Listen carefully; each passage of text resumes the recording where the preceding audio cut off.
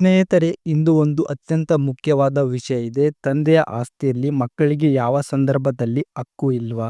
ಈ ವಿಷಯದ ಬಗ್ಗೆ ಕೋರ್ಟ್‌ನಲ್ಲಿ ಹೋಗಿದ್ರೂ ಕೂಡ ಪ್ರಯೋಜನವಾಗದ ಕೆಲವು ಸ್ಪಷ್ಟ ನಿಯಮಗಳು ಅವನ್ನ ನಿಮಗೆ ಸರಳವಾಗಿ ತಿಳಿಸ್ಕೊಡ್ತಾ ಹೋಗ್ತೀವಿ. ಮೊದಲನೇದು ತಂದೆಯ ಸ್ವಂತ ಹಣದಿಂದ ತೆಗೆದುಕೊಂಡ ಆಸ್ತಿ. ತಂದೆ ತನ್ನ ಗೆಲುವಿನ ಹಣದಿಂದ ಖರೀದಿಸಿದ ಆಸ್ತಿಗೆ ಅವನಿಗೆ ಪೂರ್ಣ ಹಕ್ಕು ಇರುತ್ತದೆ. ಅವನು ಮಾರಾಟ ಮಾಡಲಿ, ಉಡುಗೊರೆಗೆ ಕೊಡಲಿ, ವಿಲ್ ಬರೆಯಲಿ, ಇದು ಅವನ ಇಚ್ಛೆ.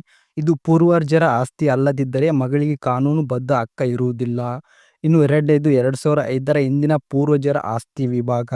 ಒಂದು ವೇಳೆ 2005ರ ಮೊದಲು ಪೂರ್ವಜರ ಆಸ್ತಿ ಕಾನೂನುಬದ್ಧವಾಗಿ ವಿಂಗಡಣೆ ಆಗಿರೋದು ಅಥವಾ ನೋಂದಾಯಿಸಿದ್ರೆ ಇಂಥ ಆಸ್ತಿಗಳಲ್ಲಿ ಮಗಳಿಗೆ ಹಕ್ಕು ಸಿಗೋದಿಲ್ಲ. ಇನ್ನು ಮೂರನೇದು ಪೂರ್ವಜರ ಆಸ್ತಿಯನ್ನ ಉಡುಗೊರೆಯಾಗಿ ಕೊಟ್ಟಿದ್ದರೆ. ಪೂರ್ವಜರು ಯಾರಿಗಾದರೂ ಉಡುಗೊರೆಯಾಗಿ ಆಸ್ತಿಯನ್ನ ಕೊಟ್ಟಿದ್ದು ಹಾಗೂ ಅದರ ಡಾಕ್ಯುಮೆಂಟ್ ಕಾನೂನುಬದ್ಧವಾಗಿದ್ದರೆ ಮಕ್ಕಳಿಗೆ ಹಕ್ಕು ಇರುವುದಿಲ್ಲ.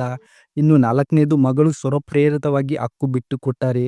ಮಗಳು ತನ್ನ ಹಕ್ಕು ಬಿಟ್ಟುಕೊಡುವಂತೆ ಒಪ್ಪಂದ ಪತ್ರಕ್ಕೆ ಸಹಿ ಹಾಕಿದರೆ ಆಕೆಯ ಆಸ್ತಿಯ ಹಕ್ಕು ಶಾಶ್ವತವಾಗಿ ಕಳೆದುಕೊಳ್ಳುತ್ತಾಳೆ.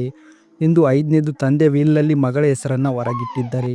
ತಂದೆ ಕಾನೂನುಬದ್ಧ ವಿಲ್ ಬರೆದು ಮಗಳನ್ನ ಸ್ಪಷ್ಟವಾಗಿ ಹೊರಗಿಟ್ಟರೆ ಮಗಳು ಆ ಆಸ್ತಿಯಲ್ಲಿ ಹಕ್ಕು ಕೇಳೋದಕ್ಕೆ ಸಾಧ್ಯವಿಲ್ಲ.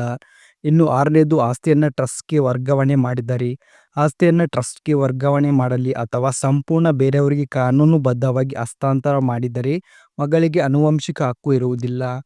ಈ ನಿಯಮದ ಪ್ರಕಾರ ಮಗಳು ತಂದೆಯ ಆಸ್ತಿ ಕೇಳುವಾಗ ಈ ಕಾನೂನು ಬಿಂದುಗಳನ್ನು ಸಂಪೂರ್ಣವಾಗಿ ಮನಸ್ಸಿನಲ್ಲಿ ಇಟ್ಟುಕೊಳ್ಳಬೇಕು. ಸ್ನೇಹಿತರೆ, ಈ ಮಾಹಿತಿ ಬಗ್ಗೆ ನಿಮಗೆ ಏನು ಅನ್ನಿಸ್ತು ಕಮೆಂಟ್ ಬಾಕ್ಸಲ್ಲಿ ತಪ್ಪದೇ ತಿಳಿಸಿ. ವಿಡಿಯೋ ಇಷ್ಟವಾದರೆ ಲೈಕ್ ಮಾಡಿ, ನಮ್ಮ ಚಾನೆಲ್ ಸಬ್ಸ್ಕ್ರೈಬ್ ಮಾಡಿ.